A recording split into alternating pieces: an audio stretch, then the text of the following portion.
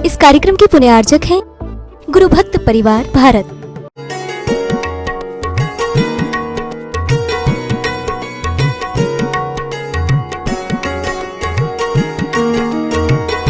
आप अहिंसा धर्म को समझ रहे हैं और अगर ये नहीं है तो आप हिंसा का ही समर्थन कर रहे हैं। भले आप अपने आप को जैन कहें, कोई फर्क नहीं पड़ता कहने से, जब तक आपकी क्रियाएं, आपका प्रैक्टिकल अगर इस शुद्धता से नहीं है तो आपका जीवन विनाश की ओर है। आप अभक्ष खा रहे हैं, नमक मिश्रित पका हुआ भोजन जिसमें नमक डला हुआ है, भोजन, पुड़ी, पपड़ी आदि, कचौरी आदि, अगर ये तेल में तली हुई है, घी में तली हुई, तो इनकी 24 घंटे की मर्यादा है। 24 घंटे के बाद आपका नमकीन अभक्ष की कोटि में आ जाएगा। जैसे आज दोपहर को आपने 2 बजे नमकीन बनाया तो कल दोपहर 2 बजे तक आपका नमकीन चलेगा। यानी साधु को भी आप सुबह दे सकते हैं। तो ये 24 घंटे तक नमक मिश्रित पका हुआ भोजन, पूड़ी आदि जो है, साधु को बासी पूड़ी तो नहीं देंगे, मगर आपके हिसाब से बता रहा हूं, चावल, उबला हुआ दूध आदि की मर्यादा 24 घंटे की कौन से दूध की है? जो दूध आप लगवा करके लाए हैं, कल मैंने शायद इसके बारे में बताया था। तो अपने सामने जो दूध लगा करके लाया गया है, उस दूध को छान करके आपने गर्म कर लिया है, छन्नी से नहीं। देखो आज बहुत सारे लोग छन्नी से दूध छानते हैं। क्या छानोगे छन्नी से? उसमें तो जाली लगी है। जाली से तरल पदार्थ कैसे छनेंगे? तरल पदार्थ को तो कपड़े से ही छानना पड़ेगा, और कपड़ा भी मोटा होना चाहिए। दादाजी की फटी हुई धोती का टुकड़ा नहीं होना चाहिए। हाँ, आजकल दादाजी की धोती फट गई, भले दादाजी परम सुख का जोड़ा पहनते हो, उससे कोई फर्क नहीं पड़ता। उससे छना हुआ मर्यादित नहीं माना जाएगा। मोटे कपड़े से या खादी के कपड़े से ही छानना चाहिए। जिनैन वर्णी ने अपने शांतिपद प्रदर्शन में लिखा, जो एक इलेक्ट्रिक इंजीनियर थे बंधुओं, बहुत बड़े वैज्ञानिक ही जैसे थे, उन्होंने खादी के कपड़े का प्रयोग किया कि खादी के कपड़े से उसे छानना चाहिए, पानी को भी खादी के कपड़े से छानना चाहिए। तो ये आपका जल, दूध आदि जो है वो सारे के सारे उससे छानना चाहिए कपड़े से, और छना हुआ पानी 48 मिनट तक उसके योनि स्थान समाप्त हो जाते हैं, त्वजीब उसके छट जाते हैं। मगर उस पानी को जब हम एक उबाल ले लेते हैं तो 6 घंटे तक वो दूध और पानी शुद्ध माना जाता है। 2 उबाल लेने पर 12 घंटे और 3 उबाल लेने पर 24 घंटे तक दूध और पानी आपका शुद्ध माना जाता है। अचार, लौंजी अचार जानते हैं ना, नींबू का अचार, आम का अचार, करौंदे का अचार, और भी हल्दी का अचार, पता नहीं कितने प्रकार के अचार तुम बनाकर जानते हो। मगर इन सब का अचारों, आंवले का अचार, 24 घंटे से ज़्यादा इनकी मर्यादा नहीं है। और तुम्हारे घर में तो 6-6 महीने के अचार रखे रहते हैं, उसमें पंखियां उत्पन्न हो जाती हैं। भले तुम कपड़ा बांध करके रख दो, कोई फर्क नहीं पड़ता। हमने जब उदयपुर के अंदर ये प्रवचन दिया 2006 में, हजारों परिवारों ने अपने घर के अचार की बरनियां फतेह सागर में छोड़ दी। फतेह सागर वहां एक बहुत फेमस स्थान माना जाता है। उसमें सारी उल्टी कर करके आ गए। वो बोले, महाराज जी हमें अभी तक मालूम नहीं था, हम तो 1-1 साल पुराना अचार खाते थे। 1-1 साल पुराना, विचार करें कितने असंख्यात जीव उसमें उत्पन्न हो गए, इल्लियां पैदा हो गई, 30 जीव पैदा हो गए।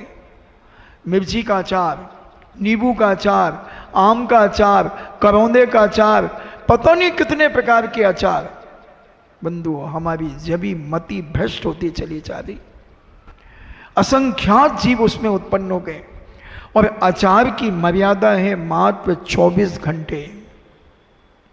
24 घंटे रोज ताजा बनाइए, ताजा खाइए। बासा खाने की जरूरत क्या है? हमेशा ताजा खाना चाहिए। आप 15 दिन ताजा खा के देख लें, आपके घर के लोगों की विचारधारा बदलना शुरू हो जाएगी, आपकी मानसिकता बदलना शुरू हो जाएगी, आपके अंदर उत्तेजना कम हो जाएगी, आपके अंदर क्रोध कम हो जाएगा, आपकी वाणी में संयम आने लगेगा, धीरे धीरे परिवर्तन आना लगेगा। क्योंकि जैसा खाएंगे अन्न वैसा होगा मन, और जैसा पिएंगे पानी वैसी होगी वाणी। तो ये हमें इस पर विचार करना। आदि जितनी भी है, अचार है, मुरब्बा है, आंवले का मुरब्बा हो, जो भी आप मुरब्बा बनाते हैं, लौंजी है, ये सब 24 घंटे के अंदर ही इनकी मर्यादा है। इसलिए इतना ही बनाएं जितना आपके घर के लिए आवश्यक है।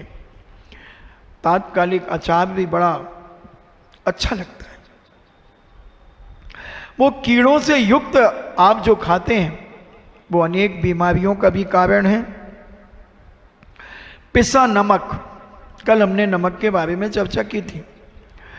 और नमक सेंधा नमक ही खाना चाहिए। आप जो बाजार का कैप्टन कुक आयोडीन युक्त, ये बाजार के जो पैकेट आते हैं, ये कब पिसा है, और इसको हमने अपनी सगी आंखों से देखा है। जब हम श्री गिरनार जी की यात्रा करने जा रहे थे, सौराष्ट्र के आसपास के इलाके में बड़े बड़े नमक के ढेर लगे होते हैं, बहुत ढेर। क्योंकि इसको बनाने के लिए प्रक्रिया जो होती है 40 बाई 60 के और 60 बाई 40 के ऐसी क्यारियां बनी होती हैं। और पानी बोरिंग से भी निकालते हैं, नदियों से भी, जो भी झीलों से भी पानी इकट्ठा किया जाता है। इधर एक सावर भी हमने देखा राजस्थान में, नमक बनने की प्रक्रिया। तो वो पानी उसमें भर देते हैं, और वो किस प्रकार से उनका पानी निकलता हो, जो नमक नमक पानी में होता वो जम जाता है। फिर उसको फावड़े से इकट्ठा करते हैं और ट्रैक्टरों में और ट्रकों में भर करके वो नमक के बड़े बड़े जो होलसेल डीलर होते हैं वो उसको इकट्ठा करवाते हैं। जैसे आपने देखा होगा जो गिट्टी बजरी और रेत को बेचते हैं, उनके 10-10, 20-20, 50-50 ट्रकों के ढेर लगे होते हैं बालू रेत के, नदियों से निकाल करके लाते हैं। ऐसे ही नमक के बड़े बड़े ढेर लगे होते हैं। और उस पर जब वो नमक निकालने वाला व्यक्ति जूते पहनता है, कौन से जूते पहनता है? जो बरसात में घुटने तक जूते पहने जाते हैं, वो जूते पहन करके नमक इकट्ठा करता है, तसलों में भर करके ट्रैक्टरों में डाला जाता है, ट्रकों में डाला जाता है।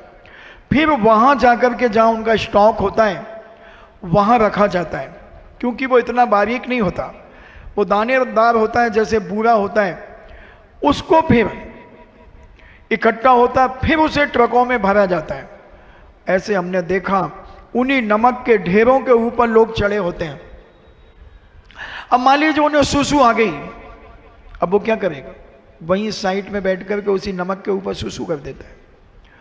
पसीना आया, पसीना थूक आया, और नमक के आसपास आप रहेंगे तो मुंह में थूक आना शुरू होता है। एक पनीलापन मुंह के अंदर आता है, बार बार थूकने की इच्छा होती है। तो वो थूकते रहते उसी में। हमने 5 मिनट खड़े होकर के सारा दृश्य देखा, और वो भरते जा रहे हैं तसलों में लेकर के, या बड़े बड़े उनके कुछ फावड़े होते हैं, वो ट्रकों में भरकर, और वो फिल्टर होने के लिए जाता है। फिल्टर होकर के उसमें आयोडीन मिलाया जाता है।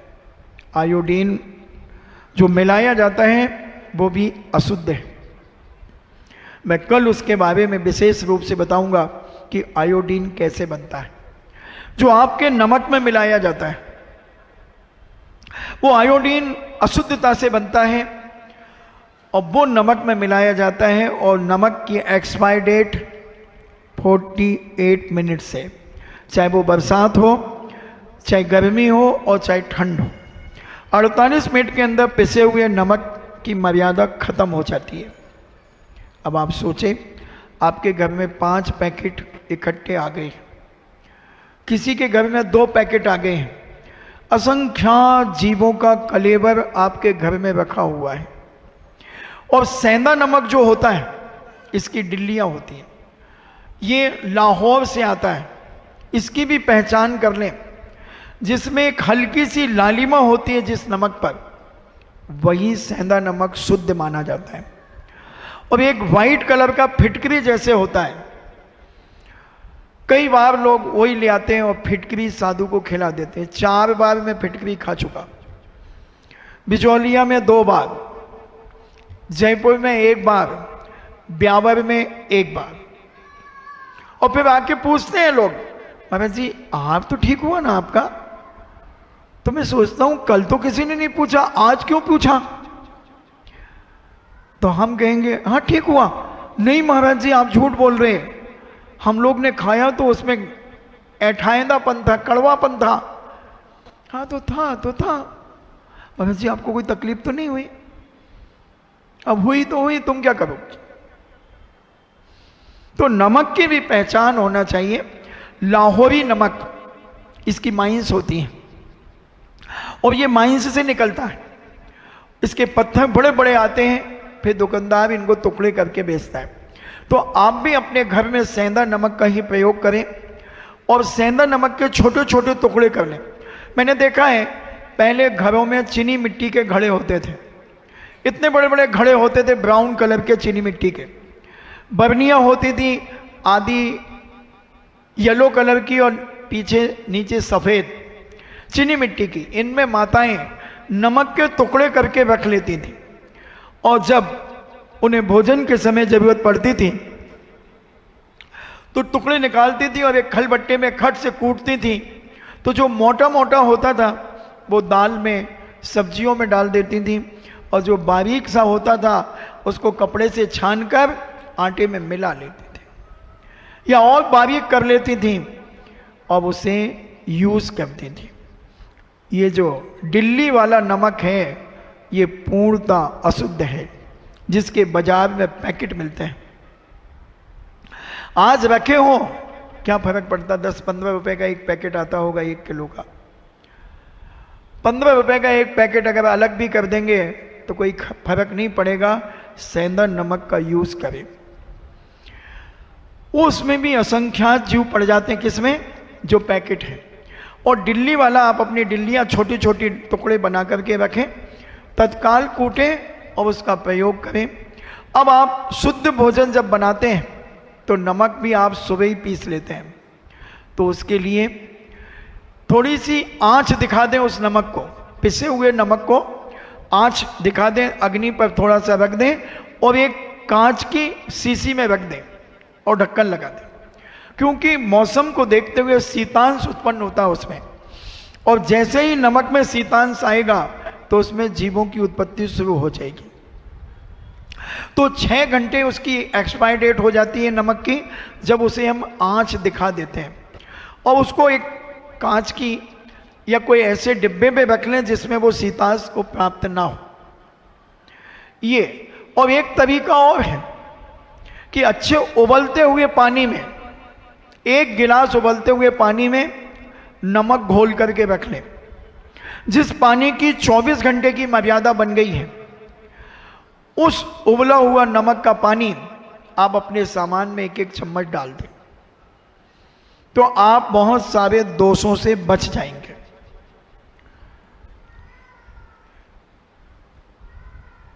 कपड़े से छनी हुई पानी आदि की मर्यादा हमने आपको बताई। अब जिसमें पानी की मात्रा होती है, जैसे रोटी आपकी है, रोटी की एक्सपायर डेट 6 घंटे की है। 6 घंटे के बाद की रोटी नहीं खाना चाहिए, क्योंकि उसमें जीवाणु होना शुरू हो जाते हैं। मगर बाजार की चीजें खाने की अपेक्षा वो 8 घंटे की रोटी भी आप खा लें तो कोई ज़्यादा दोष तो है, मगर बाजार की वस्तुओं खाने की अपेक्षा पिज्ज़ा, वो अभी उस पर अपन बाद में चर्चा करेंगे। तो ये सारी चीज़ें जो आप हैं बाजार की, उसकी अपेक्षा आप 10-11 बजे की रोटी शाम को भी खा लें तो कोई विशेष दोष नहीं लगेगा। दोष तो लगेगा, समर्थन नहीं कर रहा हूं, मगर ना मामा से काना मामा अच्छा है। किसी का मामा ही नहीं है और किसी के मामा का एक बल्ब फ्यूज है तो चलेगा, मामा तो है। उसी प्रकार वो इतनी ज्यादा हिंसा कर रहा था, उस हिंसा से बचने के लिए कम हिंसा तो हुई है, मगर उसकी अपेक्षाकृत तो हम 12-12 घंटे की इनकी मर्यादा है। हलवा आदि जो होता है, सीरा कहते हैं आप उसे, और ये पकौड़ी आदि जो होती है, सब 12 घंटे के अंतर्गत होती है। दाल सब्जी कड़ी आदि ये सब 6-6 घंटे की मर्यादा है। बड़ी पापड़ जिस दिन बनाए हैं उसी दिन तक उनकी एक्सपायर डेट है, उसके बाद वो अमर्यादित हो जाएंगे।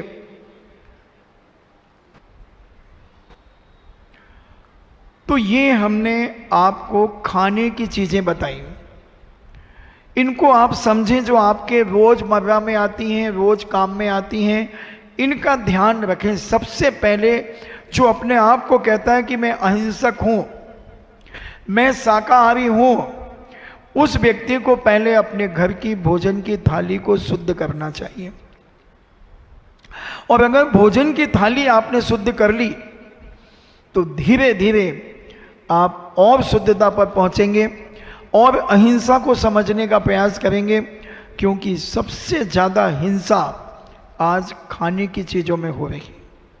हमें एहसास नहीं हो रहा है, मगर हम कितनी हिंसा, अब आप खुद सोच लें, हमारे घर में आटा कितने दिन का चलता है।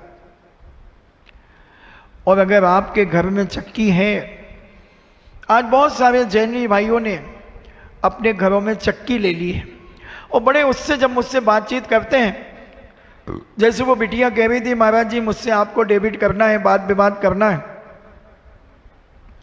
तो मेरे पास तो रोज ही बात विवाद होता है, और कई बार तो बहुत जम के होता है। तो बात विवाद मैं आपसे करूं, आप बड़े उससे कहते हैं, महाराज जी हम तो घर का आटा खाते हैं। बिल्कुल ठीक है भाई, आपने चक्की खरीद ली? हाँ महाराज जी। तो चक्की कब खरीदी? महाराज जी अभी 2 महीने हो गए। अच्छा, आटा पिस रहे हैं? हाँ। तो साफ कब करते हैं? महाराज जी वो साफ ही रहती है, उसको साफ क्या करना। तो आटा कब पीसा था? महाराज जी जिस दिन चक्की आई थी उसी दिन उद्घाटन किया था, और अभी उसके बाद महाराज जी जब जरूरत पड़ती जब पीस लेते हैं। तो चक्की अभी साफ नहीं हुई। महाराज जी चक्की साफ करने की क्या जरूरत है? अरे भाई जो पहले दिन आटा पीसा था उसका आटा उसमें फंसा है, अंदर दोनों पार्टों के बीच में फंसा है, उसके जो टांके हैं उन टांकों में फंसा हुआ है, जो चक्की का बैरिंग है उसमें फंसा हुआ है।